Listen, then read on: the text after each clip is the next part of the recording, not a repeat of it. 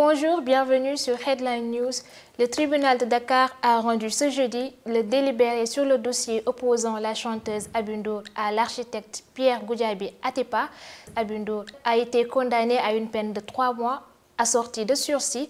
Elle doit payer une amende de 100 000 francs de francs CFA. Elle doit également allouer 10 millions de francs CFA en guise de dommages et intérêts à Atepa.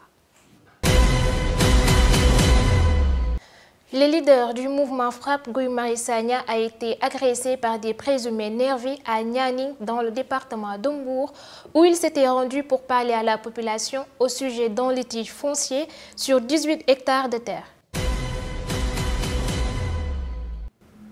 L'état de siège annoncé en République démocratique du Congo pour lutter contre les massacres des civils par des groupes armés dans 2 provinces de l'Est suscite des espoirs et des inquiétudes dans un pays où l'armée est également accusée de violations de droits humains. Vendredi dernier, le président Félix Tshisekedi a annoncé un état de siège pour le Nord Kivu et l'Ituri, conformément à l'article 85 de la Constitution. Il doit encore détailler par ordonnance les modalités de cette sorte de loi martiale qui pourrait conduire à un transfert du pouvoir civil aux militaires dans les 2 provinces, a laissé entendre lundi le Premier ministre Sama Lukonde. Si le gouverneur du Nord Kivu, Karli Kassivita, a remercié le chef de l'État pour sa décision, beaucoup se posent encore des questions. La population ici au Nord Kivu se pose beaucoup de questions. Vous savez, ce qui dit état de siège, ça veut dire qu'il y aura beaucoup de restrictions au niveau de la population. Et au niveau de toute la province, il y a l'administration qui ne va plus être la même, les autorités ne vont plus être les mêmes. Épicentre des violences à l'est, le territoire de Beni, à la frontière de l'Ouganda, est le fief du groupe armé des Forces démocratiques alliées, ADF, accusé du massacre de milliers de civils depuis 2014. Une organisation terroriste affiliée à l'organisation État islamique, selon Washington. Au total, 122 groupes armés sont encore actifs dans l'est de la RDC, estime le baromètre sécuritaire du Kivu. Pour Bruno Mouero, étudiant, la décision prise par le chef de l'État est nécessaire. La décision du chef de l'État, quand elle rentre directement dans l'intérêt de la population, et si elle va faire revenir, elle va faire à ce que la sécurité puisse revenir en province du Nord Kivu et en Ituri, et bien sûr partout en RDC, et donc c'est une bonne décision, et qu'elle peut être impopulaire, mais elle revient à une bonne décision du fait qu'elle va aider, conformément à ce qu'a dit le chef de l'État et le Premier ministre, à contrôler la question sécuritaire au Nord. Forte de 150 000 personnes, l'armée congolaise est en partie issue de l'intégration d'anciens chefs rebelles et leurs troupes au fur et à mesure des tentatives de paix dans l'Est depuis les 2 guerres du Congo de 1996 à 1997 et de 1998 à 2003. La population sait qu'elle a une armée, des gens qui se sacrifient, mais parmi ces gens-là de l'armée, il y a des affairistes. Des gens qui font du commerce des véhicules, du commerce de l'or, du commerce du bois, du commerce du cacao. Et c'est autant de questions que nous nous posons. Est-ce que le chef de l'État a pu mûrir vraiment cette décision?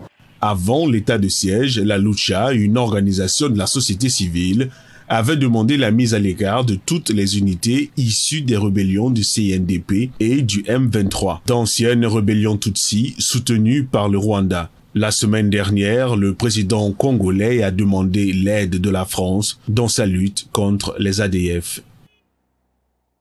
Dans un pays où la violence est perpétuelle, l'état de siège pourrait quand même aider à acquérir une certaine stabilité.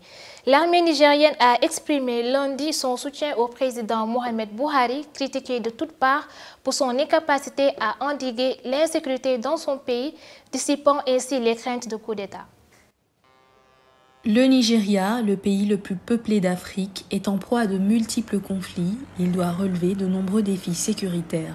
Une insurrection djihadiste dans le nord-est, des attaques de bandes criminelles dans les écoles, les commissariats et les prisons, mais aussi des enlèvements de masse dans le nord-ouest, des conflits communautaires et des mouvements séparatistes dans le sud-est. Face à tant de problèmes, le président Muhammadu Buhari semble impuissant et les critiques à son encontre se font de plus en plus fréquentes. Mais dans un communiqué publié lundi soir, les forces armées nigérianes ont déclaré qu'elles allaient continuer à soutenir le gouvernement malgré la mauvaise situation sécuritaire et les rangs grandissants des détracteurs de M. Buhari, un ancien général âgé de 78 ans.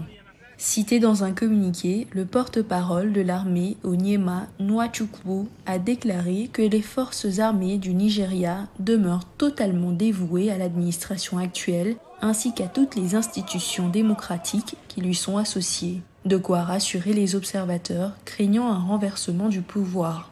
Ce mardi, le président Buhari s'est entretenu avec ses principaux chefs de la sécurité pour trouver des solutions aux violences et ce matin encore, les autorités locales de Benue ont fait état de 2 attaques séparées dans le centre du pays.